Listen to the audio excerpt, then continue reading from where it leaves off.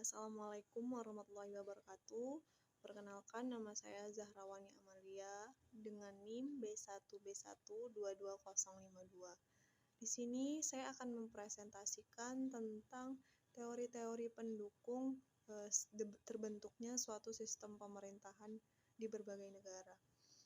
Sebelum kita masuk lebih dalam tentang pembahasan teori pendukung sistem pemerintahan, kita sebaiknya mengetahui lebih dulu terbentuknya teori itu yang melatar belakanginya apa sih. Teori muncul karena adanya penelitian secara ilmiah oleh ilmuwan, dan teori ini dimunculkan karena diharapkan memperoleh kebenaran atau diakui secara ilmu pengetahuan. Setelah kita mengetahui sedikit tentang data yang melatar belakangi sebuah teori itu muncul, maka kita akan masuk ke pembahasan yang intinya, yaitu teori pendukung sistem pemerintahan.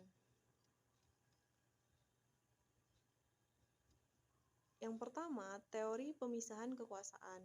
Di situ dikatakan yang melatar belakangi teori ini adalah teori ini pertama kali dipopulerkan secara ilmiah oleh John Locke, seorang filsuf dari Inggris, yang dalam bukunya yang berjudul Two Theories of Government yang terbit tahun 1690. Dan John Locke membagi kekuasaan dalam 3, yaitu legislatif, eksekutif, dan federatif. Dan pemikiran ini lahir sebagai bentuk reaksi terhadap absolutisme dengan mendukung kekuasaan politik raja. Dan maksud absolutisme di sini adalah kekuasaan yang hanya berpusat di satu orang atau satu badan saja. Tokoh-tokoh pemikiran tentang teori pemisahan kekuasaan. Yang pertama, John Locke itu sendiri. John Locke mengatakan bahwa pembagian kekuasaan menurut John Locke adalah suatu pembagian kekuasaan di dalam negara ke dalam 3 bagian kekuasaan. 3 bagian kekuasaan itu adalah legislatif, eksekutif, dan federatif. Dan kekuasaan legislatif adalah kekuasaan membuat peraturan dan undang-undang. Kekuasaan eksekutif adalah kekuasaan melaksanakan undang-undang yang di dalamnya termasuk mengadili. Sedangkan menurut John Locke, kekuasaan untuk melaksanakan hubungan luar negeri adalah kekuasaan federatif, dan kekuasaan ini meliputi segala tindakan untuk menjaga keamanan negara dalam hubungannya dengan negara lain. Yang kedua, pandangan teori pemisahan kekuasaan menurut Baron de Montesquieu. Pembagian menurut Baron de Montesquieu terbagi menjadi 3, yaitu kekuasaan legislatif, eksekutif, dan yudikatif. Dan biasanya teori Baron de Montesquieu ini dikenal dengan nama trias politica. Montesquieu menjelaskan bahwa kekuasaan legislatif adalah kekuasaan membuat peraturan undang-undang, dan kekuasaan eksekutif adalah kekuasaan yang melaksanakan atau menjalankan undang-undang tersebut. Dan sedangkan kekuasaan yudikatif adalah kekuasaan yang mengawasi jalannya pelaksanaan undang-undang tersebut. Dan Montesquieu menyatakan bahwa idealnya kekuasaan legislatif, eksekutif, dan yudikatif harus dilembagakan masing-masing dalam 3 lembaga negara berbeda. Yang pertama, satu lembaga hanya dapat menjalankan satu fungsi kekuasaan dan tidak boleh saling mencampuri urusannya masing-masing. Yang kedua, dalam pandangan John Locke, yudikatif dan yang membedakan antara pendapat John Locke dan Baron Montesquieu ini adalah jika yang mendapatkan dalam pandangan John Locke, yudikatif merupakan bagian dari eksekutif dan kekuasaan federatif berdiri sendiri. Sedangkan menurut Montesquieu, federatif adalah bagian dari yudikatif dan yudikatif berdiri sendiri. Meskipun demikian, John Locke dan Montesquieu sama-sama berpandangan bahwa kekuasaan di dalam suatu negara harus dipisahkan untuk menjamin kemerdekaan warga negara dan perlindungan hak asasi manusia. Lanjut, konsep teori. Pada dasarnya, kekuasaan dibagi atau dipisahkan menjadi beberapa bentuk tergantung kebijakan tiap negara yang membagi pemisahan kekuasaan tersebut. Dan disebut pembagian kekuasaan jika kewenangan kekuasaan yang dimiliki dibagi menjadi beberapa bagian. Sementara pemisahan kekuasaan berarti kekuasaan dan kewenangan yang dimiliki akan dipisahkan menjadi sejumlah kelompok. Dan definisi material dari kekuasaan dapat dilihat dari definisinya. Pemisahan kekuasaan atau separation of powers merupakan pemisahan kekuasaan yang dipertahankan secara tegas dalam fungsinya, dan berdasarkan ke definisi ini biasanya dibagi menjadi 3, yaitu legislatif, eksekutif, dan yudikatif. Dan definisi formal dari pemisahan kekuasaan sementara dan dilihat dari definisi formalnya, pemisahan kekuasaan ini menandakan bahwa pemisahan tersebut dipertahankan secara tegas. Contohnya tuh yang disebut dengan pembagian kekuasaan atau division of power. Konsep yang membuat kekuasaan dibagi menjadi beberapa bagian namun tak dipisahkan secara jelas, sehingga dalam menjalankan kekuasaannya antar bagian itu masih saling terhubung walaupun terjadinya pemisahan kekuasaan. Dan dilansir dari Jurnal Pembagian Kekuasaan dalam Penyelenggaraan Pemerintahan Indonesia pada tahun 2018, karya Rika Marlina, konsep pembagian kekuasaan dibagi menjadi 2, yakni pembagian secara horizontal dan secara vertikal. Dan secara horizontal sering disebut pemisahan kekuasaan atau separation of powers. Dan dalam konsep ini, kekuasaan dipisahkan menjadi beberapa kelompok dan balik lagi yaitu legislatif, eksekutif, dan yudikatif. Dan secara vertikal, pembagian kekuasaan yang dimiliki seseorang dalam pembagian kekuasaan ini antar tingkatkan masih bisa bekerja sama. Contohnya dalam pemerintahan, misalnya kepala daerah, wakil kepala daerah, bendahara, sekretaris daerah, seksi, dan lain-lainnya. Lanjut ke pembahasan teori pendukung yang kedua, yaitu teori demokrasi. Yang melatar belakangi lahirnya teori demokrasi ini pertama kali dilaksanakan pada zaman Yunani kuno. Demokrasi Yunani kuno berjalan selama ribuan tahun hingga ke abad 6 sebelum Masehi. Athena contohnya, memulai demokrasi dengan Cleisthenes sebagai tokoh utamanya atau yang sekarang disebut dengan Bapak Demokrasi. Dan adapun sistem pemerintahan yang dipilih untuk seluruh warga Athena yang memiliki hak bicara dan memberi suara kecuali wanita, budak, orang asing, pria di bawah 20 tahun, dan selain itu pemerintahan yang terbentuk melalui demokrasi di Athena dikontrol langsung oleh rakyat yang memiliki hak politik tersebut. Dan lanjut tokohnya.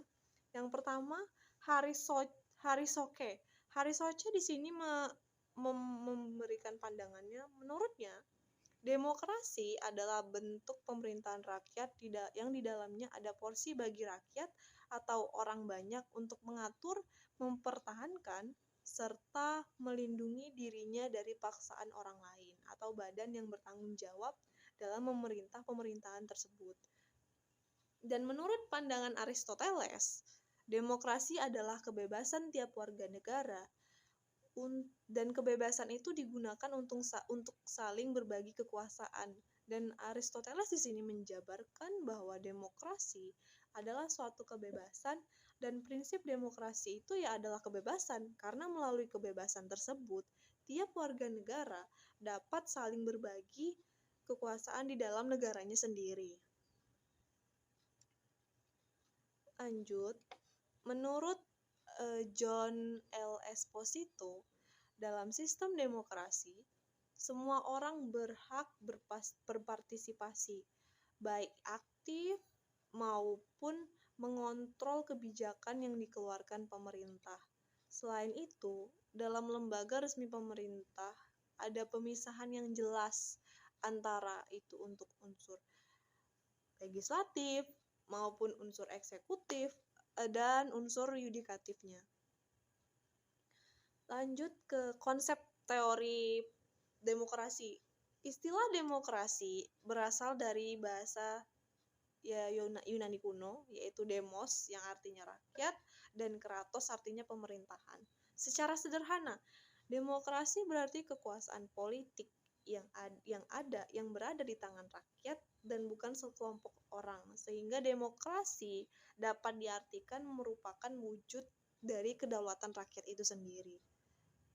Dan demokrasi merupakan sistem pemerintahan yang memiliki 4 elemen kunci, yaitu pemilu yang bebas dan adil, partisipasi aktif warga negara dalam berpolitik dan ruang publik, perlindungan terhadap hak asasi manusia, serta adanya supremasi hukum atau adanya hukum yang berjalan di negara tersebut.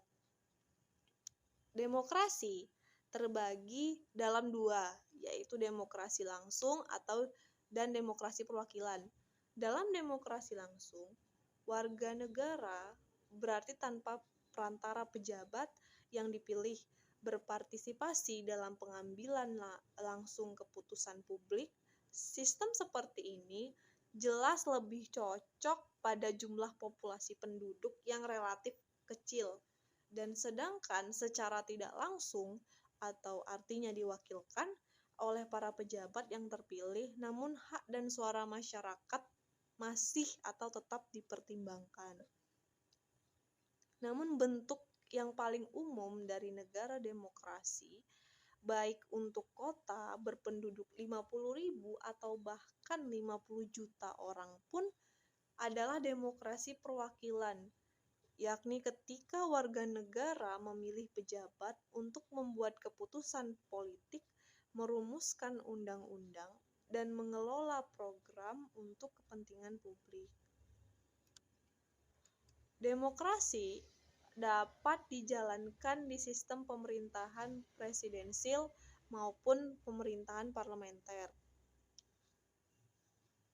Jika di Indonesia, di mana sistem yang dianut adalah presidensil, maka proses pergantian kepemimpinan eksekutif atau presiden dapat dilakukan secara tidak langsung, yaitu pernah terjadi pada putusan MPR pada masa Orde Baru, dan secara langsung pada pemilu pertama kali tahun 2004 hingga saat ini. Pancasila memiliki ciri-ciri demokrasi, di antaranya kedaulatan berada di tangan rakyat, selalu didasarkan pada kekeluargaan dan gotong royong, dan pengambilan keputusan melalui musyawarah untuk mencapai mufakat. Dan pada dasarnya, demokrasi di sini adalah seperti dikatakan pada masa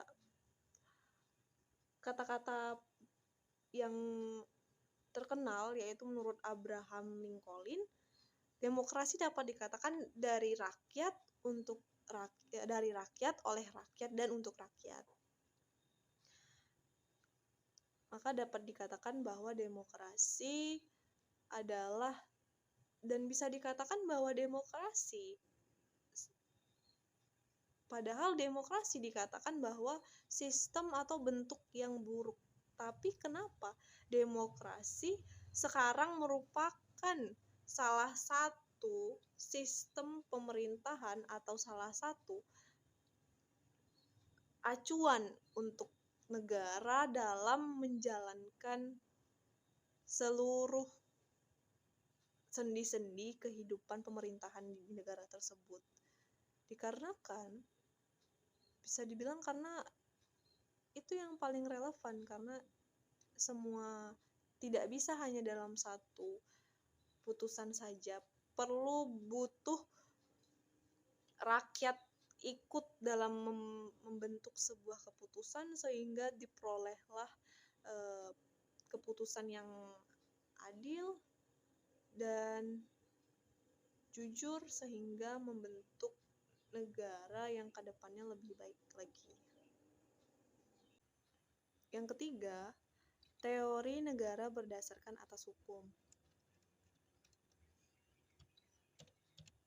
Latar belakang yang memunculkan teori negara berdasarkan hukum adalah pemikiran tentang hukum baru mendapat akarnya pada zaman Yunani, yaitu abad ke-5 sebelum Masehi. Sokrates, Plato, Aristoteles, dan Epicurus adalah 4 nama besar pemikir tentang hukum dan negara yang tercatat sepanjang sejarah pada masa itu. Substansi utama pikiran mereka adalah masalah-masalah kewajiban dan keharusan negara, di mana keharusan adanya hukum oleh negara, masalah hukum, dan keadilan. Intinya, negara diadakan untuk memberi keadilan yang sebesar-besarnya bagi rakyat, dan dengan hukumlah dapat mewujudkan keadilan tersebut. Sedangkan pemikiran tentang negara hukum telah muncul jauh sebelum terjadinya revolusi 1688 di Inggris, tetapi baru muncul kembali pada abad ke-18 dan mulai populer pada abad ke-19. Dan latar belakangnya timbul pemikiran negara hukum itu merupakan reaksi terhadap kesewenang-wenangan atau penyalahgunaan di masa lampau. Yang kedua, tokoh dan menurut pandangan Sokrates, bagi Sokrates, hukum merupakan tatanan kebijakan, dan hukum bukanlah aturan yang dibuat untuk melanggengkan nafsu orang, atau bukan pula aturan untuk memenuhi naluri hedonisme seseorang tersebut. Hukum sejatinya adalah tatanan objektif yang mencari kebajikan dan keadilan umum. Menurut pandangan Plato, hukum adalah segala peraturan yang tersusun dengan baik dan teratur serta mempunyai sifat yang mengikat hakim dan masyarakat. Sedangkan menurut Aristoteles mengatakan bahwa hukum adalah suatu jenis ketertiban, dan hukum yang baik adalah ketertiban yang baik serta akal yang tidak dipengaruhi oleh nafsu. Epicurus. Menurut Epicurus, hukum sebagai aturan publik adalah tatanan untuk melindungi kepentingan-kepentingan individu, dan undang-undang diperlukan untuk mencegah kekerasan dan menghindari ketidakadilan akibat konflik kepentingan individual yang senantiasa muncul. Konsep teori negara hukum atau bahasa Belandanya Rechtsstaat. Negara bertujuan untuk memperindah hukum, tata tertib yang pada umumnya berdasarkan hukum yang terdapat pada rakyat. Negara hukum menjaga keamanan hukum supaya jangan terganggu dan agar semuanya berjalan menurut hukum. Negara hukum ialah negara yang susunannya diatur dengan sebaik-baiknya dalam undang-undang sehingga segala kekuasaan dan alat-alat pemerintahannya berdasarkan hukum.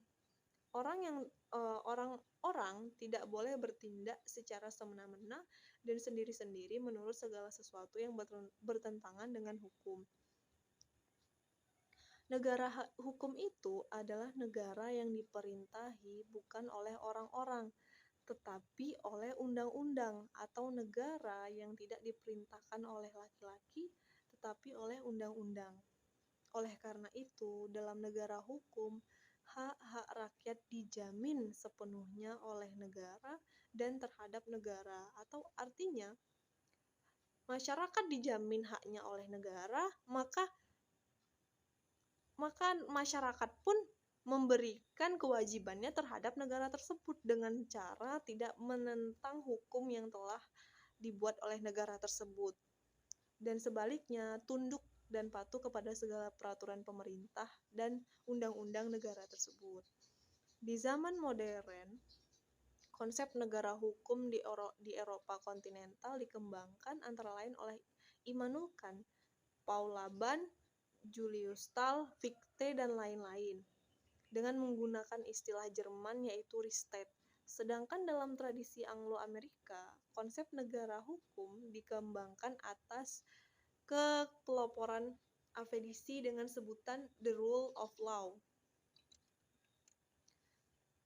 Menurut Julius Stahl, konsep negara hukum yang disebutnya dengan istilah Riset itu mencakup 4 elemen, yaitu perlindungan hak asasi manusia, pembagian kekuasaan, pemerintahan berdasarkan undang-undang, dan peradilan tata usaha negara. Sedangkan AVDC menguraikan adanya 3 ciri penting dalam setiap negara hukum yang disebut dengan istilah the rule of law. The rule of law, yaitu supremacy of law. Artinya, ada supremasi hukum, bahwa hukum adalah di atas segala-galanya. Bukan pembangunan di atas hukum, melainkan hukum di atas pembangunan. Yang kedua, equality before the law. Untuk disebut sebagai negara hukum, harus ada persamaan di hadapan hukum, dan semua warga negara dapat mengambil bagian dalam hukum dan pemerintahan tanpa ada kecuali. Yang ketiga, due process of law. Harus ada proses hukum dan proses-proses peradilan yang betul-betul adil sebagai pengejawantahan dari seluruh masyarakat. Prinsip-prinsip yang dianggap sebagai ciri penting negara hukum menurut The International of Commission Juris itu adalah: yang pertama, negara harus tunduk pada hukum. Yang kedua, pemerintah menghormati hak-hak individu. Dan yang ketiga, peradilan yang bebas dan tidak memihak hanya pada satu pihak saja. Profesor Utrecht membedakan antara negara hukum formil atau negara hukum klasik dan negara hukum material atau negara hukum modern.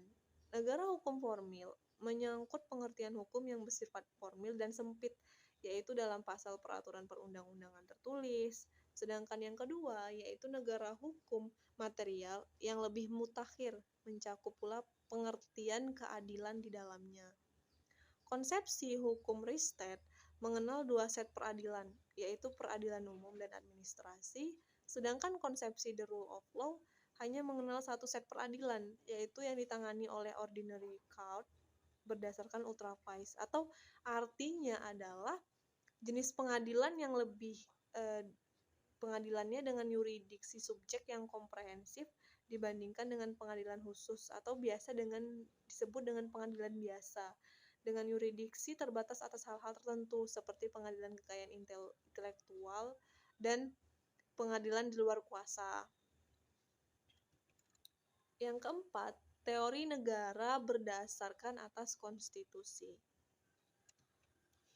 Pada latar yang lagi-lagi yang melatar belakangi negara berdasarkan atas konstitusi, yaitu pada masa Yunani kuno, konstitusi dimaksudkan untuk pembatasan dalam bentuk pemikiran tujuan negara dan pemilihan bentuk negara.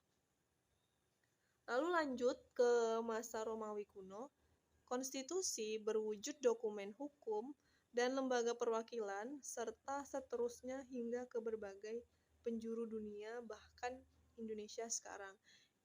Itu hanya sejarah latar belakang secara singkatnya saja. Lanjut, menurut tokoh pandangan konstitusi, yang pertama, Hermann Heller mengatakan konstitusi dibagi menjadi 3, yaitu yang pertama, konstitusi mencerminkan kehidupan politik di dalam masyarakat sebagai suatu kenyataan, atau yang artinya mengandung arti politis dan sosiologis. Yang kedua, konstitusi sebagai kaidah yang hidup dalam masyarakat, artinya mengandung hukum dan yuridisi. Dan yang ketiga, sebagai kesepakatan yang tertulis dalam suatu naskah atau dalam bentuk undang-undang yang tertinggi yang berlaku dalam suatu negara. Menurut Kenneth Clinton Ware, konstitusi digunakan dalam 2 pengertian, yakni yang pertama, digunakan untuk menggambarkan keseluruhan sistem ketatanegaraan suatu negara, serta kumpulan berbagai peraturan yang membentuk dan mengatur atau mengarahkan pemerintahan suatu negara. Yang kedua, konstitusi digunakan dalam pengertian yang lebih sempit, yaitu digunakan untuk menggambarkan kumpulan peraturan atau yang biasanya dihimpun dalam suatu dokumen atau dalam beberapa dokumen yang saling berkesinambungan dan berkaitan erat. Konsep teori negara berdasarkan atas konstitusi. Mendengar kata konstitusi tentunya tidak dipisahkan dari negara. Guru besar hukum tata negara salah satunya yaitu di Universitas Pajajaran, yaitu Sri Sumantri Martosoewicjo menyatakan hampir tidak ada negara yang tidak memiliki konstitusi. Artinya negara harus memiliki konstitusi agar ia diakui oleh hubungan atau diakui oleh negara-negara lain dalam bentuk hubungan internasional. Menurut filsuf asal Swiss G.G. Rossi, ia berpendapat konstitusi yang tertulis adalah suatu dokumen yang disebutnya dengan kontrak sosial, yaitu sebagai hasil dari kesepakatan bersama masyarakat dalam bentuk kehidupan bersama yang ditampung dalam organisasi atau wadah negara tersebut. Oleh karena itu, keberadaan konstitusi sangat penting untuk membangun sistem pemerintahan yang jelas dan terstruktur. Mengutip buku Hak Asasi Manusia dalam Konstitusi Indonesia, karya Majda El-Muhtai pada tahun 2015, konstitusi jika dalam pandangan ilmu politik memiliki pengertian yakni cakupan sistem pemerintahan dari suatu negara dan merupakan himpunan peraturan yang mendasari serta mengatur pemerintahan dalam menyelenggarakan tugas-tugasnya. Tujuan konstitusi adalah sebagai sarana memberikan pembatasan dan pengawasan terhadap kekuasaan politik serta membebaskan kekuasaan tersebut dari kontrol mutlak. Mohon maaf kata-kata yang tadi. Kontrol mutlak dari para penguasa atau memberi batasan kepada para penguasa pemerintahan. Jika sebuah negara tidak memiliki konstitusi, maka sulit untuk mereka bertahan. Dengan demikian, tujuan lain konstitusi ini adalah sarana yang memungkinkan negara bisa mengatur masyarakatnya secara tertib, terorganisir. Selain itu, negara juga bisa melakukan kontrol terhadap pemerintahan daerah lewat konstitusi. Fungsi konstitusi menurut Guru Besar Hukum Tata Negara Jimmy Asidiki adalah yang pertama, fungsi penentu dan pembatas kekuasaan organ negara. Yang kedua, fungsi pengatur hubungan kekuasaan antar organ negara. Yang ketiga, fungsi pengatur hubungan kekuasaan antar organ negara dengan warga negara. Artinya, organ negaranya yaitu pemerintahannya, sedangkan warga negaranya itu warga negara sendiri. Yang keempat, fungsi memberi atau sumber legitimasi terhadap kekuasaan negara ataupun kegiatan penyelenggaraan kekuasaan negara. Yang kelima, fungsi penyalur atau pengalih kewenangan dari sumber kekuasaan yang asli kepada organ negara. Dan yang keenam, fungsi simbolik atau pemersatu, yaitu sebagai identitas atau keagungan kebangsaan itu tersendiri. Yang ketujuh, fungsi sebagai sarana pengendalian masyarakat. Artinya, konstitusi tidak hanya mengendalikan masyarakat dalam bentuk sosial saja, tapi mulai dari aspek ekonomi, politik, budaya, dan yang lain-lainnya yang mencakup kehidupan bernegara. Yang kedelapan, fungsi sebagai sarana perekayasa dan pembaruan masyarakat, yang artinya konstitusi di sini sebagai acuan apa saja yang harus dilakukan dalam berbagai sendi-sendi kehidupan atau kasus-kasus atau apapun di masa yang akan datang. Yang kelima, ajaran negara kesejahteraan atau welfare state. yang melatar belakangi munculnya negara berdasarkan kesejahteraan baik dari segi gagasan maupun implementasinya tertuju pada pertengahan abad ke-18 hingga ke-20 yang yaitu setelah terjadinya peristiwa Great Depression. Dan gagasan dari negara kesejahteraan pada awalnya sebagai terminologi yang menunjukkan suatu praktek negara dalam melakukan kebijakan makro dengan tujuan untuk meningkatkan kesejahteraan sosial. Tokoh-tokoh yang pandangan-pandangan tentang negara berdasarkan kesejahteraan yaitu pertama Jeremy Bentham. Beliau mempromosikan bahwa gagasan pemerintah memiliki tanggung jawab penuh untuk menjamin the greatest happiness atau kesejahteraan tersebut dan of the greatest number of their citizens. Dan Bentham menggunakan istilah utility atau kegunaan untuk menjelaskan konsep kebahagiaan atau kesejahteraan. Dan berdasarkan prinsip utilitarianisme yang ia kembangkan, Bentham berpendapat bahwa sesuatu yang dapat menimbulkan kebahagiaan ekstra adalah sesuatu yang baik. Sebaliknya, sesuatu yang menimbulkan sakit adalah buruk menurutnya. Dan aksi-aksi pemerintah harus diarahkan untuk meningkatkan kebahagiaan sebanyak mungkin orang. Yang kedua, pandangan negara berdasarkan kesejahteraan menurut Sir William Beveridge, yaitu di Inggris dalam laporannya mengenai Social Insurance and Allied Service yang terkenal dengan dalam Beveridge Report atau Beveridge menyebutkan one secular ignorance, disease, and illness sebagai the five giant evils yang harus diperang. Di dalam laporan itu, Beveridge mengusulkan sebuah sistem asuransi sosial komprehensif yang dipandangnya mampu melindungi orang dari buayan hingga liang lahat atau yang biasa dikenal dengan from cradle to grave. Pengaruh laporan Beveridge ini tidak hanya di Inggris saja, melainkan menyebar ke negara-negara lain di Eropa bahkan hingga ke Amerika Serikat. Dan kemudian menjadi dasar bagi pengembangan skema jaminan sosial di negara-negara tersebut.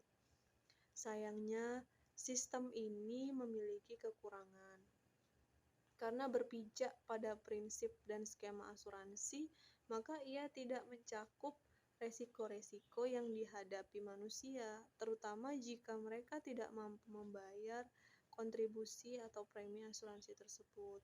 Dan asuransi sosial gagal merespon kebutuhan kelompok-kelompok khusus seperti orang cacat, orang tua tunggal, serta mereka yang tidak dapat bekerja dan memperoleh pendapatan dalam jangka waktu yang lama. Yang ketiga, menurut Husodo menyatakan bahwa negara kesejahteraan atau welfare state adalah secara singkat didefinisikan sebagai suatu negara di mana pemerintahan negara dianggap bertanggung jawab dalam menjamin standar kesejahteraan hidup minimum bagi setiap warga negaranya. Minimum di sini artinya setidaknya masyarakat itu terpenuhi, mulai dari aspek kebutuhan, ekonomi, aspek infrastruktur, dan sebagainya. Lanjut ke konsep teori. Konsep negara kesejahteraan juga dikenal sebagai welfare state. Dan konsep ini berkaitan dengan upaya negara-negara meningkatkan kesejahteraan masyarakatnya. Kesejahteraan inilah harus mencakup berbagai bidang, mulai dari tidak hanya di satu bidang saja, mulai dari kesehatan hingga ke sektor ekonomi. Untuk itu, pemerintah memegang peranan yang sangat besar dan sangat penting dalam mewujudkannya. Dan ada 3 prinsip utama dalam konsep negara kesejahteraan, yaitu yang pertama, kesetaraan. Kesempatan warga negara memiliki kesempatan yang sama untuk bisa mengenyam pendidikan dan memperoleh pekerjaan yang baik serta layak, dan hal ini juga termasuk pemerolehan pendapatan yang sesuai dengan pekerjaannya tersebut. Yang kedua, distribusi kekayaan yang merata. Artinya, konsep negara kesejahteraan bertujuan untuk menyejahterakan warga negaranya. Maka dari itu, pendistribusian kekayaan secara merata, khususnya kepada masyarakat yang membutuhkan, menjadi salah satu prinsip dari welfare state atau negara berdasarkan kesejahteraan tersebut. Contohnya ialah pembagian jaminan sosial untuk para pengangguran. Yang ketiga, tanggung jawab publik, artinya masyarakat bertanggung jawab atas hak atau kesejahteraan yang telah didapatkan dan memanfaatkannya dengan baik. Contoh penerapan konsep negara kesejahteraan ialah adanya jaminan sosial sebagai asuransi untuk para pengangguran. Dan contoh lainnya yaitu pembayaran kesejahteraan bagi mereka yang tidak bekerja. Ide dasar dari konsep welfare state ini kemudian diaplikasikan lewat kebijakan pemerintah. Artinya, pemerintah membuat kebijakan yang mana tujuan akhirnya ialah untuk menyejahterakan seluruh masyarakatnya. Caranya adalah mengelola sumber dayanya tersebut. Contohnya, pemerintah menyediakan lapangan pekerjaan di sektor industri. Dengan demikian, warga negara akan mendapat pekerjaan dan penghasilan yang sesuai. Dan harapannya lewat ketersediaan lapangan pekerjaan ini diharapkan masyarakat dapat hidup lebih sejahtera, atau bisa dikatakan sejahtera akan dapat dikatakan sebagai mampu secara ekonomi, mampu secara sosial, mampu secara politik dalam berkehidupan, sehingga diperlukannya maka teori konsep tentang teori ajaran negara kesejahteraan ini sangat dibutuhkan dalam membentuk suatu sistem pemerintahan di suatu negara. Lanjut, yang terakhir, ajaran sistem pemerintahan. Sebenarnya yang latar membelakangi sistem yang mendasarinya adalah negara itu tersendiri. Dapat dikatakan bahwa sistem pemerintahan akan menentukan bagaimana sebuah negara berjalan. Inilah yang membuat sistem pemerintahan sangat penting. Setiap negara tentu memiliki sistem pemerintahannya sendiri. Melalui sistem pemerintahan tersebut, negara dapat berjalan sesuai yang sudah diinginkan atau yang sesuai sudah ditetapkan atau yang sudah ditujukan. Yang kedua, yang B, tokoh-tokoh yang mempengaruhi atau tokoh-tokoh yang memandang tentang teori ajaran negara menurut sistem pemerintahan. Aristoteles membagi bentuk pemerintahan berdasarkan jumlah orang yang memerintah. Selain itu, Aristoteles juga membagi berdasarkan sifat pemerintahannya. Pembagian yang dilakukan oleh Aristoteles ini dibagi menjadi 6, yaitu pembagian tersebut antara lain tirani, monarki, oligarki, aristokrasi, demokrasi, dan republik atau politea. Menurut hukum tata negara, terdapat 3 pengertian sistem pemerintahan, yaitu dalam arti sempit, sistem pemerintahan adalah sebuah kajian yang melihat dua hubungan, yaitu hubungan tersebut antara lembaga legislatif dan lembaga eksekutif, dan dua lembaga itu berapa pada sebuah negara, dan berdasarkan kajian ini, maka dihasilkan dua sistem pemerintahan. Pertama, sistem pemerintahan parlementer, dan kedua, sistem pemerintahan presidensial. Dalam artian luas, sistem pemerintahan adalah sebuah kajian pemerintah negara. Kajian tersebut bertolak dari hubungan di antara semua organ negara, termasuk hubungan di antara pemerintah pusat dan pemerintah di bagian yang ada pada negara. Bertitik tolak pada pandangan ini, sistem pemerintahan negara dibedakan menjadi 3, yaitu kesatuan, serikat atau federal, dan konfederasi. Dalam artian yang sangat luas, sistem pemerintahan disebut sebuah kajian yang menitik beratkan dua hubungan. Hubungan tersebut di antara negara dengan para rakyatnya. Dan berdasarkan kajian ini, sistem pemerintahan dibedakan menjadi 3 jenis, yaitu monarki, aristokrasi, serta demokrasi. Menurut David Apter, sistem pemerintahan merupakan anggota yang memiliki peran dan tanggung jawab, dan anggota tersebut mempertahankan semua kebudayaannya dan meliputi hal-hal yang menjadi kenegaraan serta pemerintahannya. Dan pendapat yang disampaikan oleh David Apter menekankan bahwa sistem pemerintahan pasti memiliki monopoli praktis. Yang dimaksud tersebut adalah mencapai kekuasaan secara paksa. Konsep teori. Sebenarnya kata sistem berasal dari bahasa Inggris yaitu system dan memiliki arti susunan, tatanan, dan jaringan sebagainya. Dan dalam KBBI atau Kamus Besar Bahasa Indonesia, sistem memiliki 3 arti. Pertama, seperangkat unsur yang secara teratur saling berkaitan sehingga membentuk otoritas dan totalitas. Contohnya adalah sistem politik. Dan yang kedua, sistem adalah susunan pandangan, teori atau asas yang teratur. Contohnya demokrasi dan sebagainya. Yaitu sistem yang ketiga, sistem pemerintahan parlementer juga termasuk sistem adalah sebuah metode. Artinya, sistem pemerintahan di sini digunakan adalah untuk cara-cara untuk melakukan sesuatu, seperti dalam penanaman padi dan contohnya saja kita mengambil penanaman padi dan sebagainya. Kata pemerintahan asal mula katanya adalah pemerintah, sedangkan kata pemerintah juga berasal dari kata lain yaitu kata perintah. Di dalam KBBI, kata-kata tersebut memiliki beberapa pengertian, yaitu kata perintah adalah perkataan yang memiliki makna menyuruh untuk melakukan sesuatu, sedangkan makna pemerintahan arti kekuasaan yang memerintah sebuah wilayah, daerah, atau bahkan negara. Macam-macam sistem pemerintahan. Yang pertama, sistem pemerintahan presidensial. Sistem ini merupakan sistem pemerintahan di mana kepala pemerintahan dipegang oleh presiden dan pemerintah tidak bertanggung jawab kepada parlemen atau legislatif. Menteri bertanggung jawab kepada presiden karena presiden berkedaulatan sebagai kepala negara sekaligus kepala pemerintahan. Contohnya Amerika Serikat, Pakistan, Argentina, Filipina, dan Indonesia itu sendiri. Yang kedua, sistem pemerintahan parlementer. Sistem ini merupakan sistem pemerintahan di mana pemerintah atau eksekutif bertanggung jawab kepada parlemen.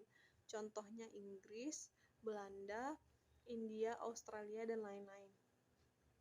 Yang ketiga, sistem pemerintahan campuran. Artinya dalam sistem ini, selain memiliki presiden sebagai kepala negara, ia juga memiliki perdana menteri sebagai kepala pemerintahan untuk memimpin kabinet yang bertanggung jawab kepada parlemen.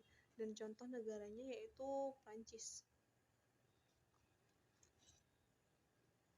Berdasarkan Undang-Undang 1945, Pasal 1 Ayat 1, negara Indonesia merupakan negara kesatuan. Dan bentuk dari negara Indonesia ini adalah republik. Oleh karena itu, dapat disimpulkan bahwa bentuk dari negara Indonesia merupakan negara kesatuan. Hal tersebut berdasarkan pasal 4 ayat 1. Di dalamnya dikatakan bahwa Presiden Republik Indonesia memegang kekuasaan pemerintahan menurut Undang-Undang Dasar. Maka dari itu, sistem pemerintahan di Indonesia menganut sistem pemerintahan presidensial. Namun, terkadang ada pemerintahan Indonesia menggunakan parlemen. Cuman yang membedakannya adalah secara yang pertama, pembagian kekuasaannya seperti kepala daerah, kepala pemerintahannya atau kepala pemerintahan tetap di pusat presiden, namun ia membagikan kewenangannya terhadap pemerintah daerah untuk mengatur daerah-daerah mereka sendiri. Maka dari itu, itulah macam-macam teori pendukung sistem pemerintahan. Teori tersebut dimaksudkan untuk bahwa tidak mungkin negara dibangun tidak mengikuti pendukung teori tersebut, karena di setiap negara pasti memiliki harus memperoleh kesejahteraan, harus memperoleh yang namanya demokrasi atau dari rakyat, oleh rakyat dan untuk rakyat, dan harus memperoleh bagaimana konstitusi atau hukum yang berlaku sehingga jika terjadi hal-hal yang tidak diinginkan, hukum tersebut dapat bertindak sesuai konstitusi atau sesuai apa yang ingin dia lakukan. Maka dari itu, sekian presentasi dari saya. Lebih dan kurangnya saya mohon maaf. Presentasi ini saya maksudkan agar orang-orang lebih tahu mengenai tentang teori-teori pendukung apa saja yang ada yang mendukung sistem pemerintahan tersebut dibentuk, sehingga dapat bermanfaat bagi khalayak ramai. Dan mohon maaf jika tadi terdapat kata-kata yang tidak berkenan atau kata-kata yang salah ucap. Saya mohon maaf. Saya akhiri. Wassalamualaikum warahmatullahi wabarakatuh.